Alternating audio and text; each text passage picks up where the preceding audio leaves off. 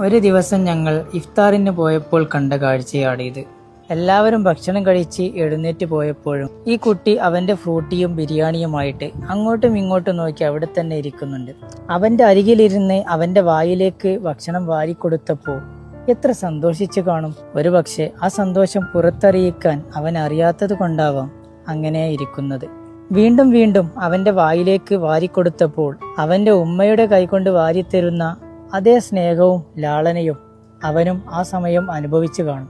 ഇങ്ങനെ ഒരുപാട് കുഞ്ഞു ഹൃദയങ്ങളാണ് ഒരു നേരം പോലും രുചികരമായ ഭക്ഷണം കഴിക്കാൻ ഭാഗ്യമില്ലാത്തവർ.